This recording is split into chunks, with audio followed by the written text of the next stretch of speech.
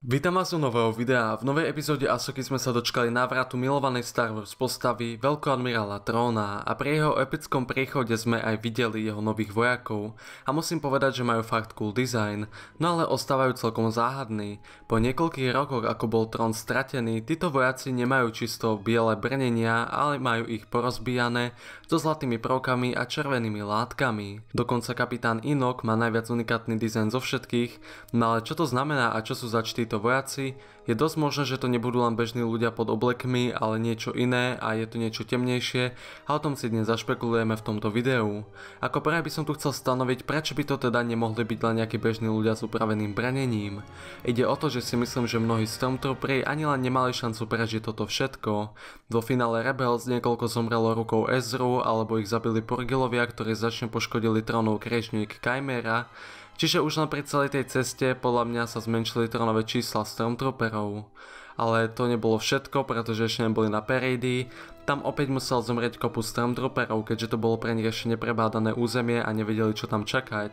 Prekvapiť Thrawna tak mohli miestne sily ako banditi, sestry noci či niekto iný.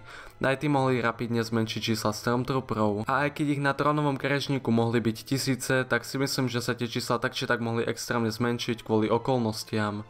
No a preto tu máme dve možnosti, čo by mohli byť títo vojaci zač. V prvom rade v titulkách sú títo vojaci pomenovaní ako Night Trooperi, čiže majú nejaké spojenie so sestrami noci, rovnako ako aj s tou červenou látkou, z ktorej majú sestry noci roby a títo Stormtrooperi ich majú na sebe. No a asi najznámejšia možnosť je tak to, že toto sú oživení Stormtrooperi, ktorí zomreli, ale sestry noci boli schopné ich priviesť späť k životu ako zombie.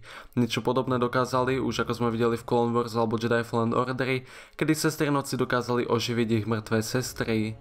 Čiže podobne by to tak mohlo byť aj s týmito vojakmi. Jeden z dôkazov, ktorý tomuto môže naznačovať, je to, že v minulých epizódach Ahsoky nám bol ukázaný Marok, na ktorého bola tiež použitá mágia sestier noci a to by mohlo byť také naznačenie niečoho, čo nás čaká. No a Marok a taký Inok majú celkom podobné hlasy, čiže to by mohol byť jeden z dôkazov. No a keď už spomínam kapitána Inoka, on zo všetkých vojakov vyčnieva jeho helmou, ktorá má unikátny dizajn, no a tiež to môže byť dôkaz, že ide o armádu mŕtvych Stormtrooperov, ktorých oživili sestry noci, lebo práve tá maska, ktorú má Inok, pripomína reálne rímske pohrebné masky, čiže mohlo by to byť takto naznačené. Čiže toto je za mňa najpravdepodobnejšia možnosť, aj by to dávalo zmysel vzhľadom na to, že tí vojaci boli tak zohraní aj po rokoch na Pereidy. No a zároveň je pravda, že Thrawn si dokáže získať rešpekt druhých, čiže zároveň si viem predstaviť, že aj keby to boli živí vojaci, tak by ho mohli následovať. No ale sú tu aj nejaké iné veci, ktoré naznačujú k tejto možnosti, že sme tu videli tieto divné veci, čo prenášali tí vojaci a mnohí špekulujú, že sú to tela sestier noci, ktoré tiež budú môcť oživiť neskôr, podobne ako sme videli v Clone Wars alebo Jedi Fallen Order, čo som spomínal. No ale mám tu aj druhú možnosť, ktorá mi napadla. Viete, ako mali na Datomíre sestry noci bratov noci, čo boli práve zabraci, ktorí im slúžili?